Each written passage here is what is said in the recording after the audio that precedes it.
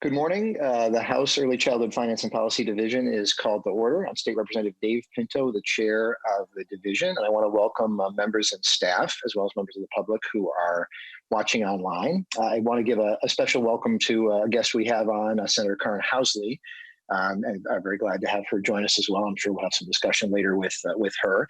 Reminder, this hearing is being conducted pursuant to House Rule 10.01, allowing for remote committee hearings. And just a reminder to members and presenters to keep themselves muted except for when you're speaking, just in order to preserve sound quality. And we'll have you be recognized by raising your hand or otherwise indicating and going through the chair as usual. And then that there are committee packets, both that have been sent to members and then to members of the public. They've been posted on our committee website and you can access them there. There's a number of items. And again, I know that we'll be getting to those. We're going to start as usual though with the roll call. And so we'll have the clerk please take the roll. Representative Pinto, Chair. Present. Representative Katiza-Wattoon, Vice Chair. Present. Representative Franson. Present. Representative Bonner. Present. Representative Demuth. Present. Representative Heinzman. Present. Representative Morrison. Present. Representative Pryor. Present. Representative Wozniak. Present. Representative West. Present.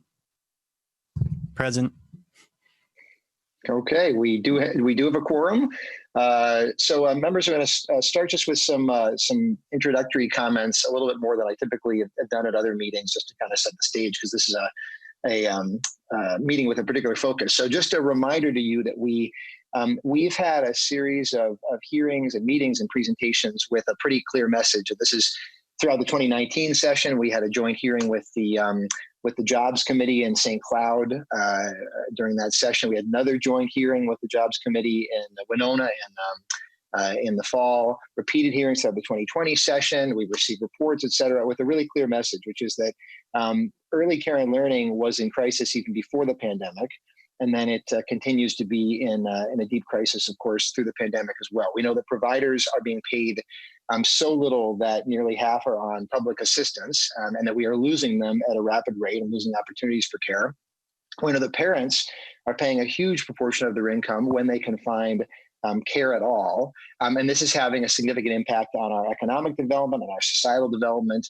The opportunity gaps that start long before kindergarten, as we're aware, and then just in the short run, parents not being able to work, employers not being able to hire, and communities not being able to expand. And again, we've heard this at so many hearings and so often in this committee. And of course, then the pandemic, as we've also heard, has made the situation even worse. And again, we've heard much testimony on that, and that adequately supporting childcare is going to be fundamental, is going to be essential for us to have an economic recovery and to move on. So we've, again, heard this so much. The purpose of this hearing is to re-examine one particular way to help the situation, which is to raise the rates for our Child Care Assistance Program, or CCAP.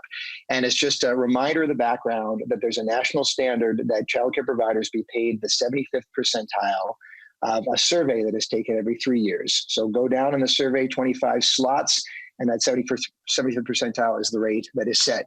Now, there's a new requirement that the Trump administration has put in, that there be a minimum to have the 25th percentile of current rates be the level paid. We in our state are paying at the 25th percentile of the 2011 rates, nearly 10 years out of date, way behind almost every other state. There's federal funding available to accomplish this. And the failure to do so, in fact, is going to lead to a federal penalty. And of course, there's a moral and societal penalty by not raising rates and supporting our providers and our parents and kids. So a reminder, members, that during the 2020 session, we'd been moving in the House towards a significant increase in CCAP rates via House File 1. That was before the pandemic. After the pandemic, we did still advance a proposal to set rates to the 25th percentile of the current survey. So that's that minimum requirement. We were not able to make progress on that. We now have this upcoming special session, which is really, in my view and the view of many of us, absolutely time to act. And so the agenda for today is to review the federal requirement and the available federal funds to meet it, to review some proposals relating to this with a particular focus on the fiscal implications and the compliance with federal requirements. And again, we've heard so often from parents and providers about the need for this.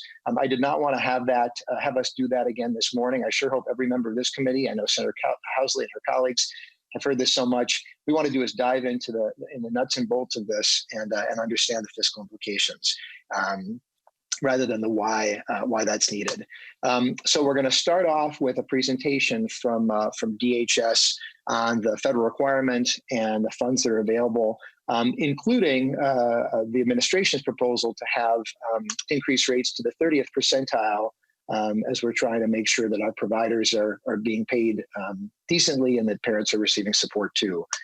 So with that, I'm going to have Lisa Bayley, Deputy Assistant Commissioner, please begin. And you can maybe just, again, identify yourself for the record as I just did, and then please proceed. Thank you, Mr. Chair, and members of the committee, Senator Housley, and to staff, thank you for this opportunity to come talk about this important ongoing question. I'm the Deputy Assistant Commissioner for Children and Family Services at DHS, and that is the administration area that oversees the Child Care Assistance Program. As this body is well aware, federal government requires that states reset the rates at which child care CCAP providers are reimbursed at least every 3 years. Federal law also requires that those at the moment that those rates are set at least the 25th percentile of the most recent market rate survey. Because Minnesota is not in compliance with that requirement, we are subject at the moment to a penalty that would be effective September 30th of 2020. And that's why we have come back to you again this year to ask for consideration of resetting those rates. The last time that the rates were set was back in 2014, which is part of the reason why we are out of compliance.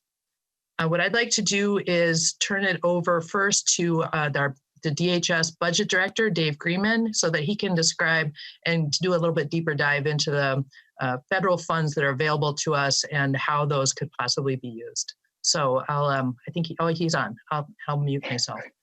Good, thank you, Ms. Bayley. And Commissioner Bayley and Mr. Greeman, please identify yourself for the record and begin. Good need to have you unmute yourself. Oh, there you go. Yep, got it. Morning, Mr. Chair. My name is Dave Greeman. I'm the Budget Director at the Department of Human Services. And I wanted to tell you a little bit about the federal funds that the state has been receiving and hope, potentially will continue to receive. We receive under federal law, there's what's called the Child Care Development Block Grant that the state receives. And for a number of years, since the 90s, the state has been receiving in the neighborhood of around $60 million until recently. It was about $60 million a year from the Child Care Development Block Grant. And starting in federal fiscal year 2018, that was increased by about $30 million. We got additional funds through the block grant. Basically, the intent behind getting the additional funds that Congress stated was so that we would come into compliance with the Child Care Development Act, basically come into compliance with the requirements for the rates and for expanding eligibility and for the other pieces of the act. We have received the $30 million starting in federal fiscal year 18, the additional money. We received it in 19 and we received it in 20 as well. And we've spent some of those dollars already to expand eligibility in the 2019 session. And I think we spent about 25 million of those dollars, which leaves us with sort of in the account in our Child Care Development Fund, we have about $65 million in funds banked, so to speak. They're banked in the fund. And are available to be used for eligible purposes, one of which would be increasing rates. In addition to that, what's unknown is how long Congress will, because Congress sets its budget on an annual basis. We don't know whether we'll continue to receive those funds. We're hopeful that we'll continue to receive them, but at this point, we don't really typically know until they pass their budget, which, as we all know, sometimes doesn't happen until partway through the year. So we know we've got $65 million in the fund that we can spend. We know that there was some additional CCDBG dollars passed on a one-time basis through the CARES Act, which was about $48 million. And I think there's discussion around how those funds should be used. And I think there's some ideas around that as well. But certainly we've got the $65 million in the bank right now that we could use for the increase. Thank you. Are we turning things back to Commissioner Bayley? I'm not sure, or Mr. Greeman, are you continuing? I think I can turn it back over to, I don't know if Ms. Bayley has more she wants to add. I was just going to, thank you, Representative Pinto. I was just going to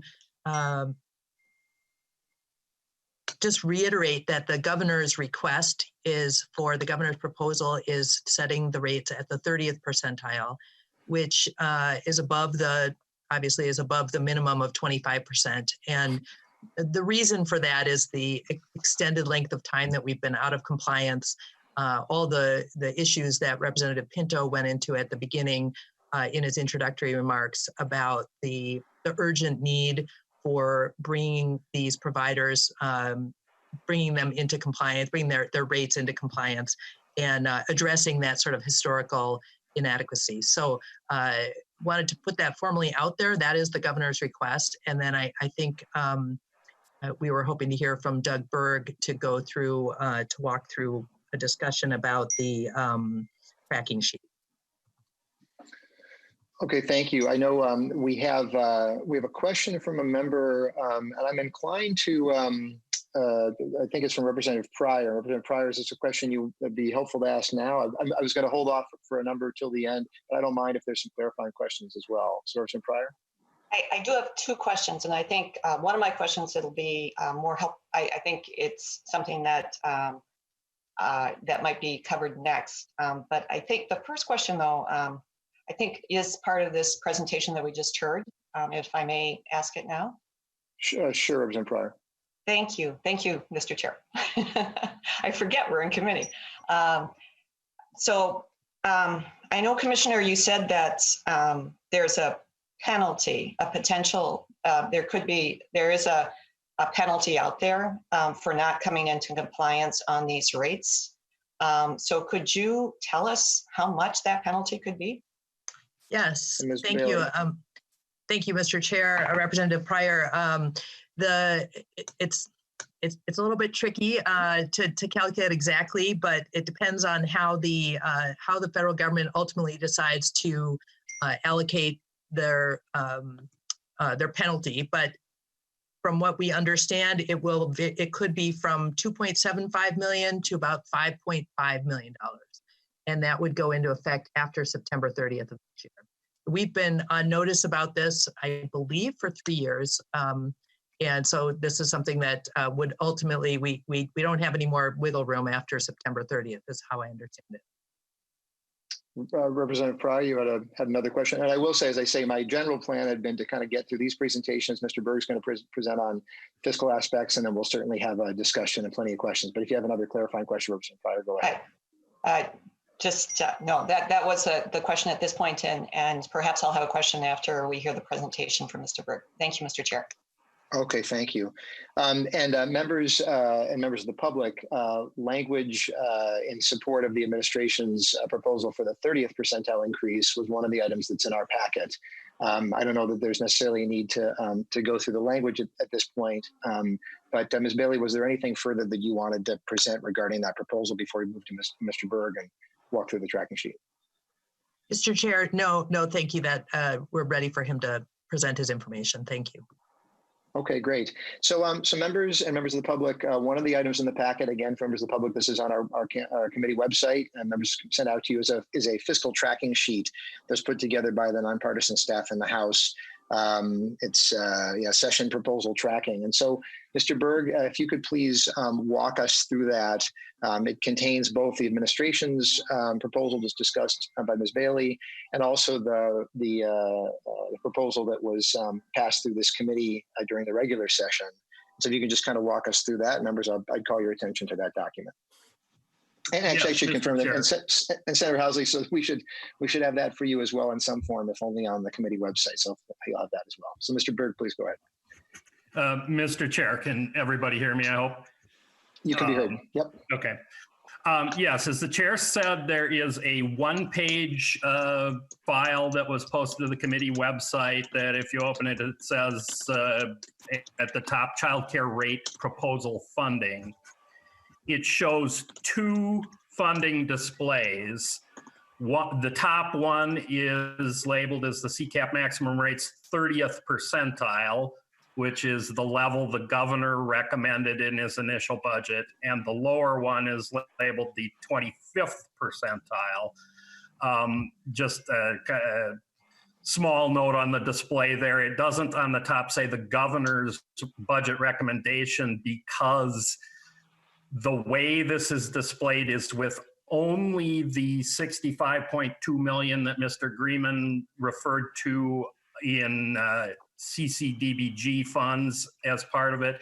And the governor's has variously been displayed in his original budget and the most recent numbers I got from the department with some of the CARES Act funding in it. So I just wanted to distinguish that this is based on the department's numbers, but I have adjusted it to remove the CARES Act funding. So that's why I didn't label it as the governor's proposal, but it reflects numbers for the governor's proposal if no money other than the existing CCDBG money is used. In the case of the 25th percentile, you'll see it is labeled in parentheses as House File 4374, which the House passed at the end of the regular session in May. And this is the same numbers as that from the department. Again, however, it uses only the 65.2 million of existing CCDBG money and does not use any CARES Act funding. So I want to be clear about that. And in both cases, they are numbers after the May budget reestimate. So they are the most recently estimated numbers.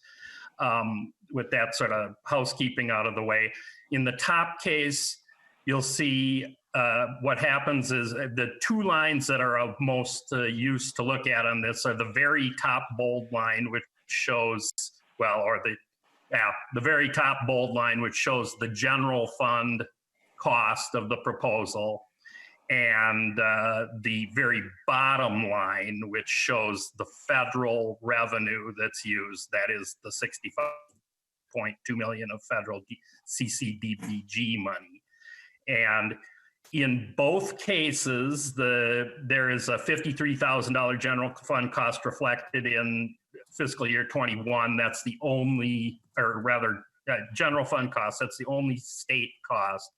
I'll just make a side note that we pay for the systems costs separately from the actual program grant funding, the rates. We can't use the CCDBG funding to fund the systems costs. If you look at the notation there, we pay, there's a separate reimbursement with the federal government for that administrative cost, where the state pays 55% of the cost and the federal government pays the rest of the cost for system funds. So that's why there's a general fund cost there, even though the cost of the rate increase is paid for with federal funds. And to compare both, you'll see that in fiscal year 21, you have the same system-only cost of $53,000. But if you go then to the bottom line in each display, you'll see at the 30th percentile that would spend $26.4 million of the federal money we have in hand, and the 25th percentile would spend $20.4 million of that same money. Going to the tails, the cost of both proposals gets greater than the 65.2 million over 3 years. And so in fiscal year 22, in the case of the governor's proposal, there would be an expenditure of federal funds, again, on the bottom line of 38.9 million. That spends the rest of the federal money we have in hand. And if you add those 2 years, 20 and 21 together, you get 65.2 million of federal money we currently have.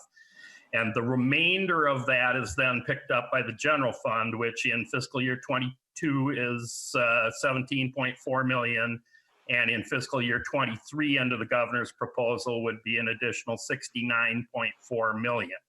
So, and if you go down to the 25th percentile, the same methodology applies, but then you spend 44.8 million of federal money in 22. Again, if you add those two together, 21 and 22, you spend a total of 65.2 million in federal CCDBG money we have in hand.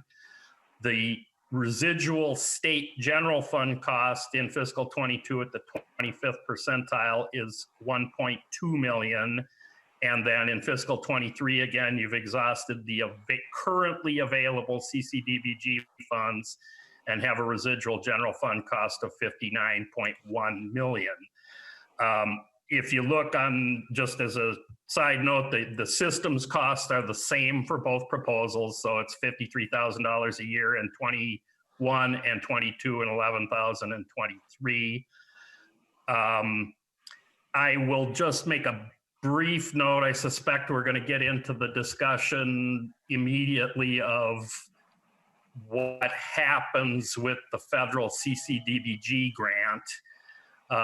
This display shows only use of the existing funding.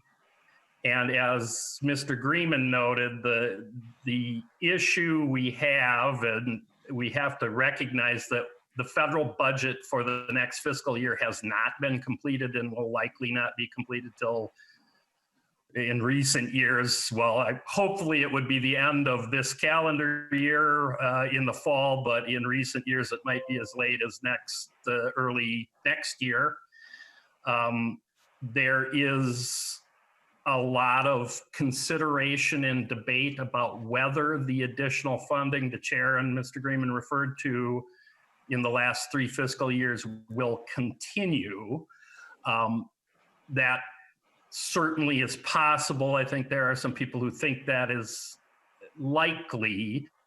This display does not assume it will be there, and through a lot of discussions with Minnesota Management and Budget, we are not able to assume that money will be there, but there is certainly some idea that it may be. And if that money became available, what you can do is substitute any money we would get that is above the standard grant. So if the 30 million roughly of additional funding continues, that would dollar for dollar reduce the state's general fund expenditure for the costs on either of these displays in this sheet. So one more year of federal funding like that would cover either proposal into fiscal year 22 without a state cost and start reaching into 23. And if in fact the next 2 years are the same as the last 3 years, then it would be enough to cover all of the costs on the 25th percentile and a substantial amount of the costs in the 30th percentile. So I know that's a fair amount of information. I think I'll stop there, Mr. Chair, and see if members have questions. Thank you, Mr. Berg. Yeah, and I think it makes sense to, we'll take some questions and kind of see where it takes us. I've got Representative Pryor again on the list, and so Representative Pryor I'll call on you and please ask your question. Thank you, Mr. Chair, and thank you, Mr. Berg. And you were getting to my question right there at the end.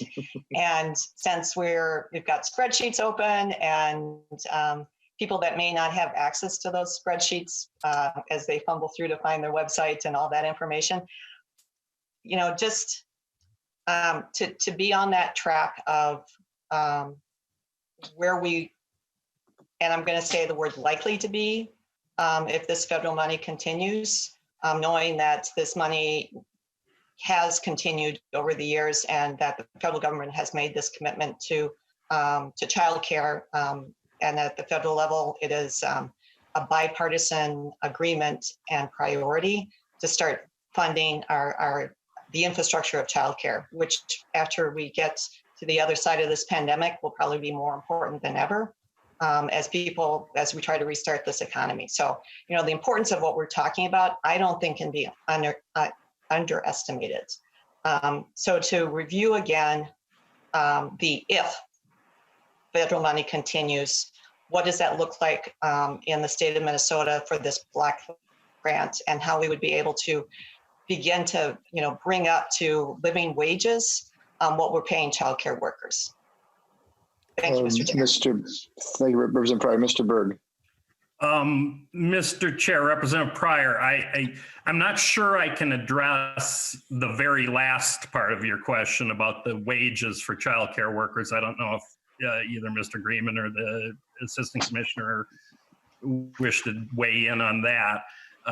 Again, I think the first part of your question was sort of along the lines of, do we think the last 3 years of funding are going to continue?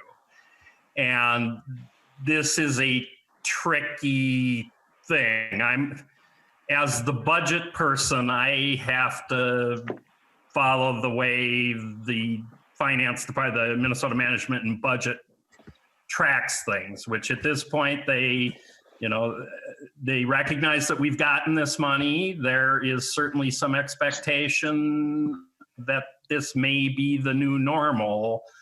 At this point, it hasn't gone on long enough that the finance department or the Minnesota Management and Budget is comfortable counting this as the amount of money we should expect to get in the future. So that leaves budget people like Mr. Greeman and myself tracking a cost in the tails, which may be covered. It could be covered. It may not be unlikely to be covered by the federal government, but which at this point we cannot count as being covered.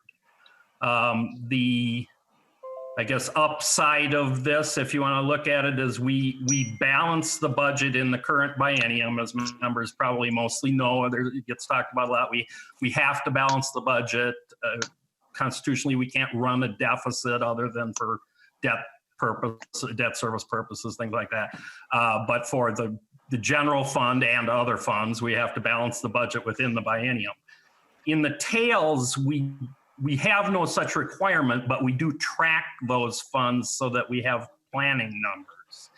And so in this case, there's no cost in 2021, or other than the $53,000 in systems costs, that affects the budget. The tails, at this point, we have to find some way to account for the tails. And so I want to dive into this just a little bit and make sure we're clear. So Mr. Berg, so a couple things. So my understanding is that, and this maybe for DHS as well, is that sort of there's been a minimum of about $30 million in additional funding over the last couple of years. Am I sort of per year last couple of years? Is that, first of all, is that correct? I'm seeing Ms. Bayley nodding. That's correct. Yes. Okay. Mr. Chair, that's correct. And then another understanding per Representative Pryor's question is that the funding for this program really has not gone down in the history of the program. I mean, with I think there may be one exception one year where there was an increase that was described as being temporary in advance, but otherwise sort of it's been, the funding has not gone down historically. Is that correct as well? Mr. Chair, this is Dave Greeman from DHS. Yeah. It's remained relatively stable. There's been some small fluctuations from year to year in the past, but since fiscal year 2018, it's not gone down. That's correct. Okay. It's gone up and it's stayed up. And then I just want to make sure I understand the spreadsheet then that if we were to assume that $30 million each year were to continue to come, which again, historically it has, and we know there's a Trump administration commitment to this and others, that the approximately $60 million cost of the 25th percentile proposal, that $60.3 million on the right side of our spreadsheet, that would pretty much be entirely covered. And then 2/3 of the cost of the administration's proposal would be covered if the $30 million continues each year.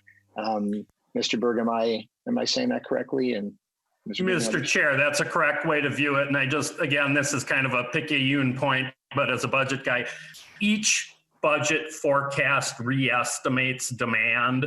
So by this November, even if everything that we think is the way it is happens the way it does, these numbers will be slightly different.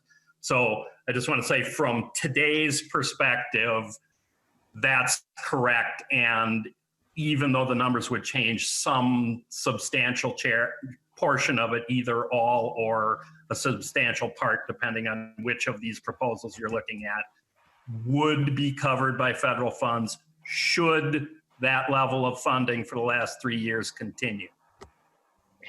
And then the last question on this for you all is my understanding is that a number of other states' budget offices do in fact count the expected future federal dollars, is my understanding. I think North Carolina, Washington, Maryland, Utah, maybe some other ones as well. Is that consistent with your understanding as well? That in our state, we're kind of taking the more conservative approach, which seems just fine, but to recognize that some other states do in fact count on those dollars continuing. Does anybody have knowledge of that?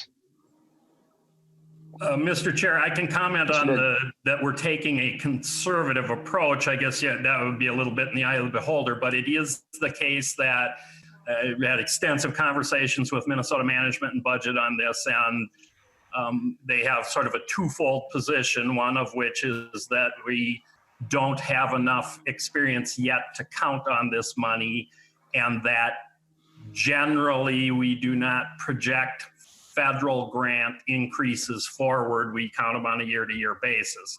I guess I can't speak to exactly what other states may be doing with this particular funding source.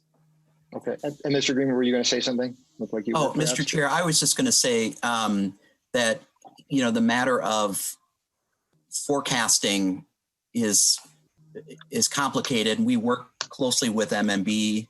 We work with the legislative staff like Mr. Berg. And anytime we work on this kind of thing, we review the issues, we essentially try to balance the likelihood of getting the additional federal funds against the risk to the budget. There's always a downside risk to the budget when you forecast something and it doesn't happen. And I think that's an important thing, and that's MMB's job, and they're looking out for that, and that's kind of the balancing act we try to play when we look at issues like these federal funds. Thank you, Mr. Greeman. Representative Pryor, I let you. Did you have anything further right now? No. Okay. Representative Bonner, you're up next. Thank you, Mr. Chair.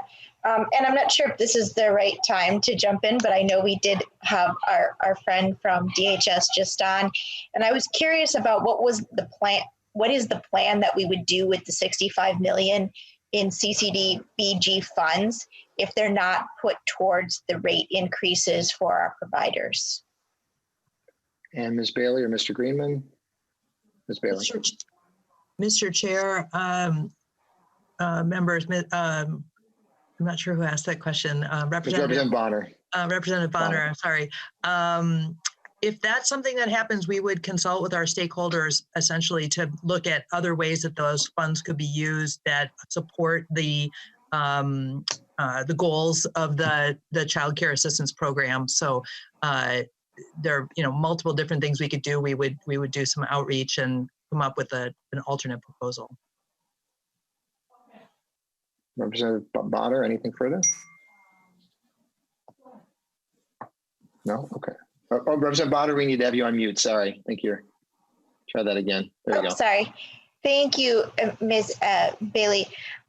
Certainly, I'm curious about more of what that might look like, although I think the preference is obviously that we would prefer that money go directly to providers. We know that they are doing some of the most fundamental work caring for our earliest learners in a stage in which they need the most assistance in becoming and forming into those wonderful little individuals that they are, and certainly getting them off to a good start. So making sure we have good teachers that are well paid and ready for the task is certainly where I would prefer to see the money. But I do appreciate your response and helping us understand what would be the alternative if it did not go to the providers. But thank you for that. I appreciate the clarification. Thank you, Mr. Chair. Thank you, Representative Bonner. And Ms. Bayley, is there anything further you can give? I mean, it's a pretty substantial amount of money, and I think I'm so hopeful that we can make this rate increase happen. If we didn't, can you give us any better sense as to what happens with that $65 million? Mr. Chair, I think what I'm going to do at this point is defer to my colleague, Lori Pussine, who's the director of the Child Care Assistance Program, and she's online and she can speak to some of the options. I believe 70% of that is obligated to go to supporting low-income children, and I'm just going to ask for her to confirm that and speak to some other options. Thank you. Ms. Pussine, please identify yourself and proceed. Good morning, Chair and members of the committee and Senator Housley. I am Lori Pussine, the manager of the Child Care Assistance Program with the Department of Human Services. Yes, there is a requirement for the majority of this 70% of the funds to be directed towards direct services, and low-income families are the priorities. And by low-income families in federal law, it's up to 85% of the state median income. So, there would likely need to be some commitment towards serving families. Basic sliding fee investments are often a way to do that. In addition to other, grants or supports in combination with what we do to support providers. And then there's a 3-year window for spending or obligating to and spending. So there would need to be scenarios laid out that would accomplish that within those windows of time. Okay. It sounds like there need to be you go through a process and have to figure out kind of what to do with it. I'm gathering. Okay. Other questions from members? Okay, thank you. And I do want to follow up on a question as I'm waiting for that. Representative Pryor had asked earlier about the penalty. Can you remind us again of the timing of that? I believe that could potentially be in September. I think we're one of only a few states that is in fact out of compliance in this way or in corrective action. What's kind of the schedule for that? Mr. Chair. Ms. Bayley. Thank you. We've been on notice of this impending penalty for some time in order to give the state time to come into compliance. But the final date is, as I understand it, September 30th of 2020. And then it would be imposed after that date. I don't know, Mr. Greeman maybe could speak to when it needs to be paid by, but that would be this fall. Mr. Greeman, if you have anything to add. Mr. Chair, no, I don't have anything to add. I think it's something we would have to pay. There's uncertainty, as Ms. Bayley said, about how much it would be, but it would have to, I believe it'd have to be paid this fall. And Mr. Greeman, where does that mean? That money presumably comes out of the general fund. Like basically, we're writing a check from the state of Minnesota to the United States, and just handing over several $1 million because we're failing to support our children and providers. And am I summarizing that accurately? Yeah, Mr. Chair, I think it would either be a direct payment by the state to the federal government, or it would be achieved through a reduction in future child care development block grant funds. Okay. And a clarification about Ms. Pussine's point about what the $65 million could be used for. You mentioned that it could go to basic sliding fee. but that would require legislative action. Is that correct? I mean, could you put some of these funds to work for low-income families without further legislative action? So I guess that's another concern that I have, imagining if we didn't do this with that funding. Mr. Chair, I don't believe, I believe we have a waiting list right now with the basic sliding fee program, and I don't believe we're required to have a waiting list. I think the department could put some money towards I think that would be one option. I don't know that we would need legislation to do that. Okay. And members and Senator Housley as well, reminder that if you have questions, please indicate that, raise your hand and otherwise. I want to ask, and I may end up calling on you, Representative Franson, in respect to this, so just a heads up, that there's Representative Franson had a proposal that came in the form of an amendment that the rate increase would be made contingent on federal funding being available. And so that state funding would not go to that. And I guess I want to ask about that. Representative Franson, is there anything that since I've invoked you, anything that you want to say about that? And then I'm going to have a couple questions myself about it.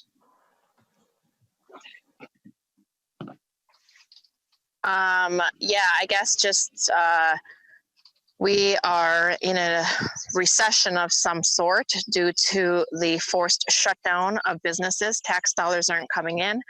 We, as of right now, we know that we are about $2.5 billion in negative deficit. We do not know what the November forecast will look like. Also, due to the fraud in the system, and we know that there is fraud, taxpayers still are very weary of putting additional state dollars into a program that we still are not sure if those state dollars are being used in the way that they are intended to do so. I think taxpayers would feel a lot better if just the federal funds were used, because we have to use those or be penalized. But at this time, I and my colleagues do not feel comfortable putting in additional dollars into the program when A, we don't know if integrity is in the program, and B, we are in a major deficit. And thank you. And I have a couple of questions for our presenters. I guess I do want to remind all of us regarding integrity in the program that we've received a number of presentations and did a ton last year, and then of course have done a lot since then as well. But I know this is an ongoing conversation about that. But I wanted to ask, I guess this is a twofold question. One, if folks from the department can just comment on kind of in your view, the wisdom or the propriety of having such a contingency, kind of what the effect would be on the program for families and providers and others, if you could comment on that. And Ms. Bayley. Mr. Chair, thank you. Well, in thinking about this, we think that the contingency language would bring us into compliance. We would be in compliance with that contingency language. In other words, it does bring risk. We just don't have enough of a track record yet to know exactly how long this additional federal funds is going to continue coming, or if it's going to continue coming. If the federal funds are not available, and then therefore the rates would drop back down immediately, that would immediately put us out of compliance. So yeah, it's a risk, a significant risk. We see it as in terms of compliance, and also for just for providers and having that assurance and knowing what's available to them. So we do believe it would bring us into the language itself would bring us into compliance, but not without risk. And can you just maybe comment a little more about the risk, the impact on families from that? Because I guess I'm imagining providers as well. You do this increase, but then knowing that in the future it may well go back down, and just kind of the sense of instability and uncertainty. Any further comments about that, or maybe I don't know if Ms. Pacine or otherwise, or you, Ms. Bayley? Well, Mr. Chair, I'll just briefly comment and then ask Ms. Poseen. Because the federal government budgeting is on an annual basis, and of course our legislative session is not necessarily aligned with the federal budgeting process. Anytime, as soon as the federal government announces that those funds are not available to the state, therefore, with the contingency language, as I understand it, then we would be immediately out of compliance. It's just something that providers wouldn't be able to plan on and know for the future as far as what what their income is going to be. Just like any other business owners, they're competing and need that assurance. So I'll just allow Ms. Poseen to add to that. She's even closer than I am on this issue. Yes. Yes, members, Chair and Senator. What we've been hearing from providers is that just like any business, but even more maybe imperative for childcare providers, especially in this climate, is that they need to plan 2 years ahead, at least in a business cycle, to know what space they should be committing to. Their capacities for children are constantly changing. They commit to products and services that go along with staffing commitments. And so their projections include all their possible revenues, and they can't turn on a dime. And that's the thing that we're seeing now in the climate that we're in is more uncertainty is just going to make more unstable provision, the ability to provide services for families. And so if I'm summarizing right, and please correct me if this is wrong, but it sounds like you're saying collectively that it may well put us in compliance, at least in the time period the rates are up. That doesn't mean it's a good idea. Is that from the perspective of the administration? Is that correct, Ms. Bayley? Mr. Chair, I think I'll just leave it at that. It poses a significant risk, and we don't see it as something that would be beneficial for the providers, who are the very people we're trying to support at this time. Probably some challenges for families too. I thank you. Families, of course, yes. Representative Katiza-Watun, you're up. Thank you, Mr. Chair. And kind of given in the same vein, consistency for our providers, I'm curious, given that Minnesota is one of the few states who remain out of compliance with this, I'm wondering if there is, have been any conversations, or if we have any idea or feeling how long this 25th percentile requirement would remain in place as opposed to a higher level. If we're anticipating that another change might come down from the federal government in order to further boost the levels for our providers here in Minnesota and across the country. Ms. Bayley or Mr. Greeman. Mr. Chair, Representative Katiza, that's not something, we just don't know. The answer is we just don't know. It's every year is something new, and we don't have any reason to believe it will go up immediately, but it's certainly certainly possible. Thank you. There's, when I've been speaking to folks across the country, they're just kind of shocked that we're at the 25th percentile as it is. And then the idea is 25th percentile of 2011 rates. It's just kind of amazing. I don't know if you all have any further comparisons in terms of what it is with other states. Ms. Bayley or Ms. Poseen, perhaps. I don't know if you have any further knowledge on that.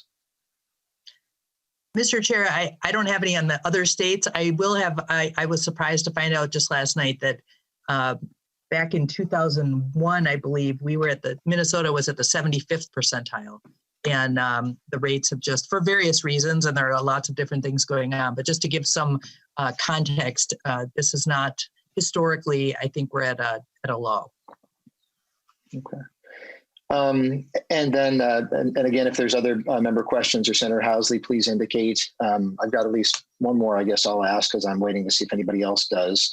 But if the rate increase were to be made different for different providers, it's my understanding is that doesn't, you kind of need to treat different classes of providers similarly in the rate increase. And so treating any change that would treat them differently, that would put us out of federal compliance. Am I right about that, Ms. Bayley? Mr. Chair, you are. That would immediately put us out of compliance. They has to be uniform across all the providers. Okay. Representative Bonner has a question. Thank you, Mr. Chairman, and thank you to our testifiers. So I guess I've been, processing all of what we've been talking about, but one of the points that I haven't heard a lot about is, one, I know we talked about that we've been sort of on notice for the last 3 years, that we needed to get into compliance or we would be penalized, right? So we'd be spending $1 million in penalties come September. But the reality is, we also know we've actually been out of compliance, as some folks have mentioned, for almost 9 years, really, because we're working on figures from 2011 rather than current figures, right? So, and so we're not adequately paying our providers in that sense. But the other really critical piece that really hasn't been discussed here is that, childcare providers, when the pandemic hit, stepped up. They took care of all our essential workers. They took care of those children. They made sure that those essential workers could get to work. And sometimes at great peril to their own financial well-being. And I know I have providers who are close personal friends who have found ways to make that work. But it's certainly challenging. And as we talk about reopening the economy and people going back to work, childcare is essential, not just as it always was, but more so than ever, in that in order for people to go back to work, we need to have these childcare providers taken care of. And I guess the fact that we're still arguing over rates 9 years later, I get that we're in a pandemic. I get all of these things, but in an odd way, it makes the need for this to happen more relevant than ever before. And I guess I'm just frustrated that we are still having this discussion 9 years later. And in a pandemic where we need these folks to come to bat for us and help us reopen the economy and get things back up and running, get our revenues regenerated, I think that just makes sense. And not only that, in a pandemic when we're talking about being short on funds, do we really want to spend $1 million on a penalty because we didn't do the right thing for 9 years? I think that is not adequate. And I really hope that we can do better in that regard. The other thing I would mention is that, we talked about what would happen down the road if we were to rely on federal funds. Now, in all likelihood, we will have them if the trend continues. But if we don't, it seems crazy that we would be not making the investment in our youngest learners and our providers who are giving that care in the most formative years of their life. And not to mention, I feel like if we're making that commitment to them, in order for them to plan and to be solvent for years to come, we need to make sure that we're giving them that peace of mind. And so I guess that's just where my thought is at, and wanted to say so. I appreciate the time, Mr. Chair, for being able to step up and ask that. Thank you, Representative Bonner. A reminder to folks, I think the penalty is in the range of $3 to $5 million, but it's significant and really critical. And thank you, Representative Bonner, for raising that. Representative Heintzman. Thank you, Mr. Chair. Representative Heintzman, you're very low volume. Try again. Is that any better, Mr. Chair? Boy, it's pretty rough. At least for me, it is. Not sure what else I can do. That's maybe a tiny bit better. You may need to talk pretty loud, and we'll all try to stay pretty quiet. We'll try this. That's much better. We can hear you. Okay. I heard over the course of the last few minutes, and I have more of a comment really than anything else. And I apologize, I don't recall who said it, but we're talking about previously Representative Franzen's amendment, and you asked for comment from some of the folks at the agency. And one of the things that stood out to me is the idea that, and I guess maybe an idea is the wrong way to put it, but the comment that the folks involved in this process, they need to plan for 2 years ahead, which I completely agree. In a perfect world, we would absolutely love that everybody could expect and have certainty in their business or in their community budget or whatever those scenarios might be. But that's unfortunately impossible. Although government could intervene and create certainty, the folks providing the revenues, the taxpayer, they don't face certainty. And it's very nice that some folks in government could create that scenario, but the people footing the bill, the taxpayer, do not. And I don't know that anybody's speaking for them right now. It sounds like a lot of flowery speeches. That's nice, talking about the needs, and I get that. We need to do absolutely everything we can within our means to provide for those needs. But we're simply talking about making sure that if the federal funds weren't available, that the Minnesota taxpayer isn't on the hook, who is facing uncertainty on, at this point, even almost a daily basis. This governor has shut down Minnesota's economy, unlike many states in our region. And I don't know about your districts around the state, but in mine, I'm getting daily calls from businesses who are filing bankruptcy. So I think it's a very insensitive conversation to be having right now, that we would even suggest that while the taxpayer is facing uncertainty, that we have to provide 2 years of certainty at taxpayer expense. We have to at least be considering those folks, and I don't know that anybody has spoken up for them today.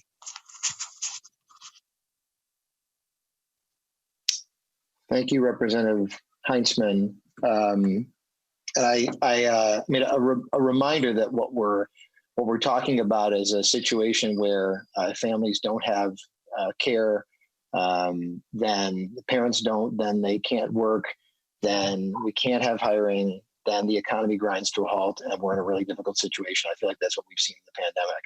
Mr. Chair, follow up, please. You know, Representative Heintzman, please. Yeah. Thank you, Mr. Chair. A reminder that we are talking about taxpayer dollars. Taxpayers who have faced and are facing a crisis in many cases like they never have before. A reminder, members. Thank you, Representative Heintzman. Representative, I believe I had somebody with a question. My apologies here.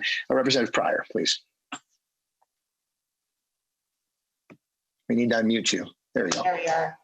Thank you, Mr. Chair. And I think this is a good part of the discussion, and I appreciate this morning where we can talk about these things, because again, what we're talking about is underlying this, what taxpayers want us to do, and taxpayers want government to provide the basic services and goods that keep the economy going. I mean, you can't work if you don't have roads to get there. There's so many parts to our infrastructures that are critical to the economy. And if we bail on this one, which is the infrastructure, which we've all agreed to, that childcare and providing quality care for our children as their parents work, it's our future because it's education, and that's a core part of our responsibility as government. And also the health of our community, because we also, we go back to the very beginning of this committee where we talked about brain development. And if we bail on that responsibility to make sure that all kids get a great start, we've bailed on our future. So I think this is the critical discussion that taxpayers want us to have, is how to use our resources in a way that meets today's needs and builds for tomorrow. So I appreciate raising that as an issue, Representative Heintzman. And I think that it's great that we're having this discussion.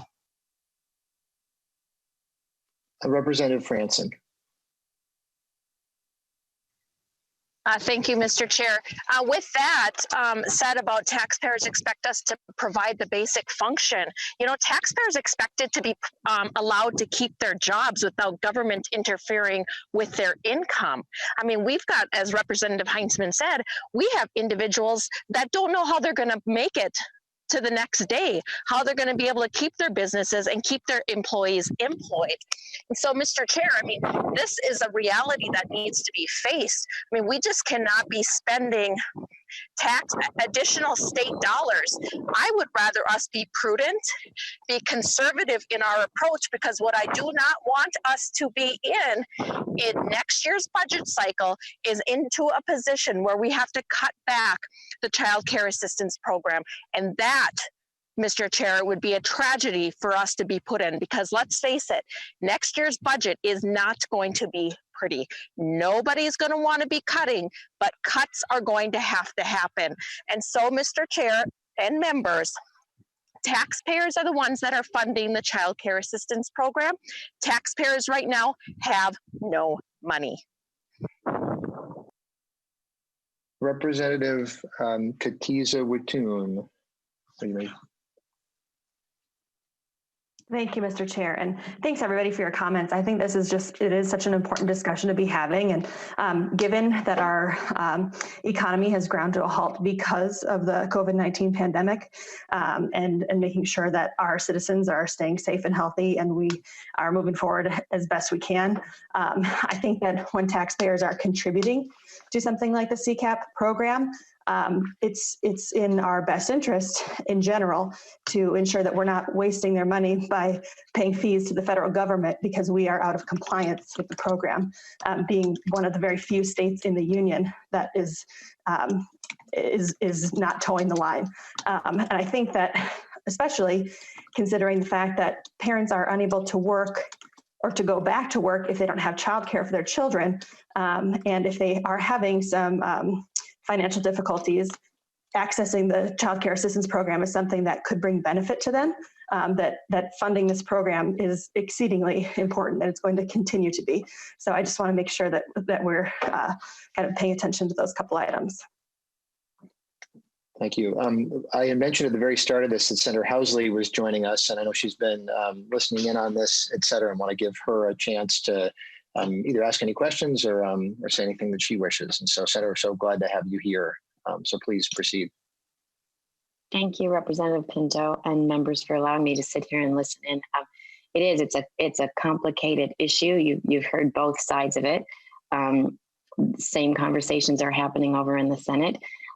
We wish there was some way there could be a compromise to figure it out. So it's that the taxpayers are having some assurances that this isn't coming out of their pocketbook to a program that has a history of, well, we don't need to go into the history, but so we'll have to talk offline about this, Representative Pinto, to see what we can do. Is it the Friends and amendment that would work, that I could sell to my caucus? Definitely hearing from all the child care providers and the families, but I'm also hearing from my constituents who, have no guarantee about their own job or their business tomorrow. So we'll have to continue this discussion. I know Senator Abler has been working on it for years, trying to figure out how we can get that $65 million into the hands of those providers and families. But thank you again, and thank you to the department and all the members for letting me be a part of this today. Thanks. Thank you, Senator Housley. Members, are there any other questions for our presenters?